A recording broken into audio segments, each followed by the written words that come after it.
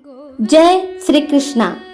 कृष्ण जन्माष्टमी का व्रत भाद्रपद मास की कृष्ण पक्ष की अष्टमी को किया जाता है। कृष्ण जन्माष्टमी को भगवान श्री कृष्ण के जन्मोत्सव के रूप में पूरे भारत देश में व्यापक रूप से मनाया जाता है। भगवान श्री कृष्ण का जन्म भाद्रपद कृष्ण पक्ष की अष्टमी बुधवार को रोहिणी नक्षत्र में अर्धरात्रि के समय वृष के चंद्रमा में हुआ था।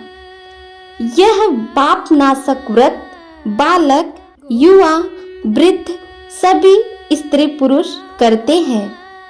इस दिन कृष्ण जन्माष्टमी का व्रत किया जाता है और जन्माष्टमी की कहानी सुनी जाती है। इससे सभी पापों का नाश होता है और सुख सौभाग्य में वृद्धि होती है। साल 2023 में 6 सितंबर के दिन कृष्ण जन्माष्टमी मनाई जाएगी।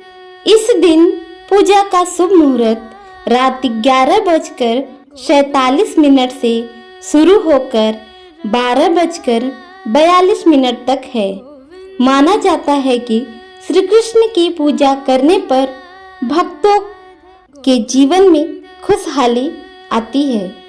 जन्माष्टमी के दिन शुद्ध जल, दूध, दही, शहद और पंचमेवा साथ ही तुलसी दल बाल श्री कृष्ण की मूर्ति को स्नान कराया जाता है।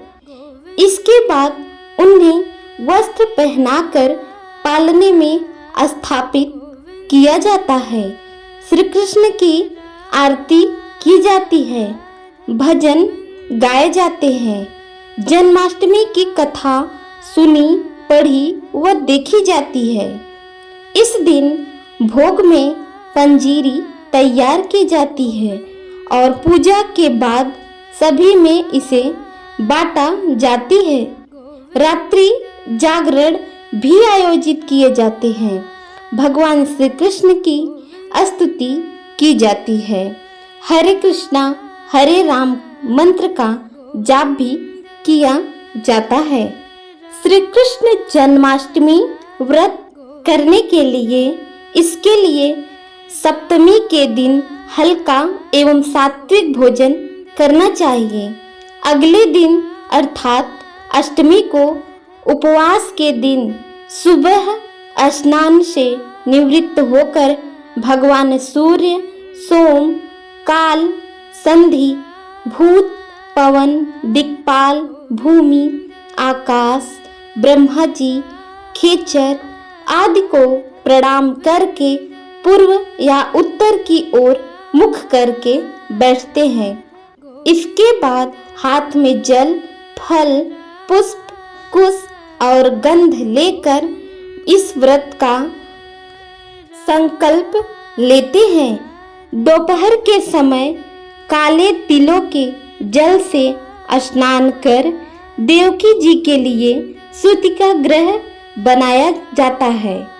उसे स्वच्छ और सुंदर करके उसमें सूतिका के उपयोगी सारे सामग्री स्थान रखकर श्री कृष्णा और देवकी की छवि स्थापित की जाती है। साथ ही लक्ष्मी जी का चित्र भी रखे, फिर इनका भी विधिवत पूजा करें। श्री कृष्ण जन्माष्टमी के दिन अनेकों मंदिरों या स्थानों पर श्री कृष्ण के जीवन से संबंधित झांकियां बनाई जाती हैं और श्री कृष्ण की झांकियां निकाली भी जाती हैं। भगवान श्री कृष्ण से संबंधित गीत या भजन वाद्य यंत्रों की ध्वनि के साथ गाए व सुने जाते हैं।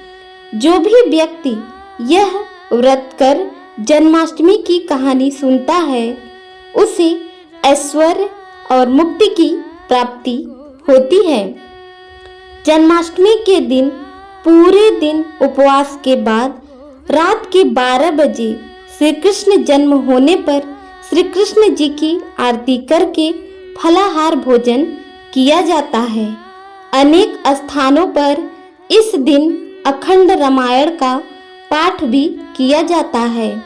लोग श्री कृष्ण जन्माष्टमी की कहानी सुनते हैं और राम धुनी भी करते हैं। जो मनुष्य भक्ति भाव से जन्माष्टमी व्रत कर कथा और जन्माष्टमी की कहानी सुनता है, उसके समस्त पाप नष्ट होते हैं। जन्माष्टमी की कहानी इस प्रकार है। द्वापर युग में जब पृथ्वी पाप और अत्याचारों के भार से दबने लगी, तो पृथ्वी ने गाय का रूप बनाकर सृष्टिकर्ता विधाता ब्रह्मा जी के पास गई। सभी देवता ब्रह्मा जी के पास गए और ब्रह्मा जी को पृथ्वी की यह दशा सुनाई। तब वहां उपस्थित सभी देवताओं के समेत ब्रह्मा जी ने निर्णय किया कि इस संकट के समाधान हेतु भगवान विष्णु के पास जाएंगे। सभी लोग पृथ्वी को साथ लेकर क्षीर सागर में भगवान विष्णु जी के पास पहुँचे, जहाँ भगवान विष्णु शीश शैया पर शयन कर रहे थे। वहां जाकर सभी देवतागण भगवान विष्णु की स्तुति करने लगे। स्तुति करने से भगवान विष्णु की निद्रा भंग हुई। तब भगवान विष्णु जी ने सबसे आने का कारण पूछा। तब दीनवाणी से पृथ्वी बोली, हे प्रभु, संपूर्ण भूमंडल पाप और अत्याचारों से घिर गया है और पृथ्वी इन पाप और अत्याचार के भार में दबने लगी है।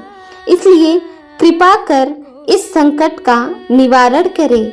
यह सुनकर भगवान बोले, मैं ब्रजमंडल में वसुदेव गोप की भार्या कंस की बहन देवकी के गर्भ से जन्म लूंगा। इसलिए तुम ब्रजभूमि में जाकर यादव कुल में अपना शरीर धारण करो।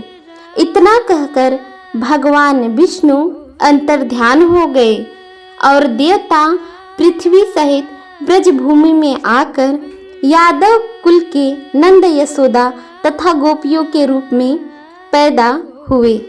इसके बाद कुछ दिन ऐसे ही व्यतीत हो गए।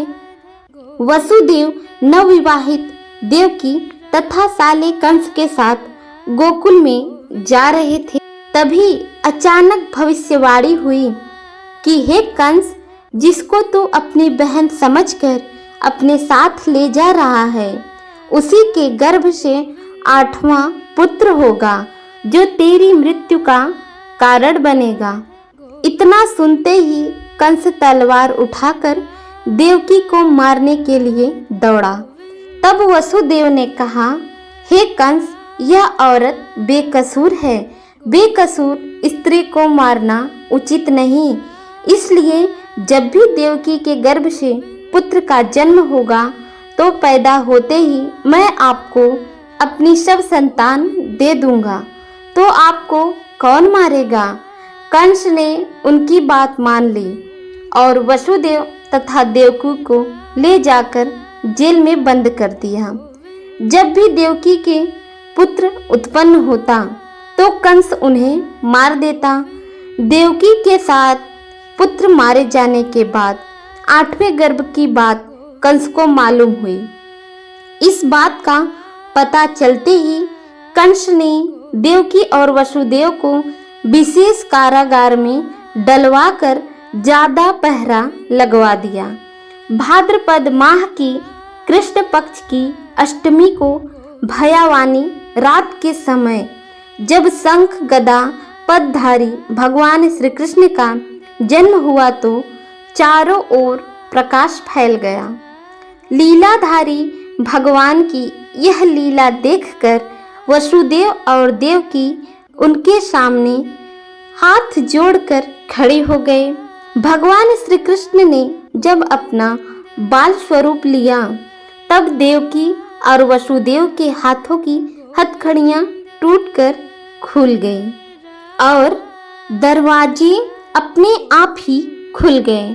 सारे पहरेदार सो गए। तब वसुदेव श्री कृष्ण जी को अपने साथ लेकर वहां से निकल गए। जब वसुदेव ने यमुना को पार करने के लिए यमुना में प्रवेश किया तो यमुना जी का स्तर बढ़ने लगा। भगवान के चरण कमल छूने को ललायित यमुना श्री कृष्ण द्वारा पैर लटका देने पर भगवान के चरण कमलों को स्पर्श कर उतर गई। वह बिल्कुल ही घट गई। वसुदेव यमुना पार कर गोकुल धाम पहुंच गए। वहां जाकर खुले दरवाजे में सोई हुई यशोदा को देखकर बालक श्री कृष्ण को वहीं सुला दिया और सोई हुई कन्या को वापस लेकर कारागार में पहुंचे तो वहां उनकी बेड़ियां अपने आप लग गई। दरवाजा अपने आप बंद हो गया। सारे पहरेदार जग गए। हथकड़ियां लगने के बाद कन्या रोने लगी। तब वहां जगे हुए पहरेदारों ने जाकर यह खबर तुरंत कंस को बताई। देवकी का 8वां पुत्र जन्म ले चुका है। यह सुनकर कंस दौड़ता हुआ वहां आया।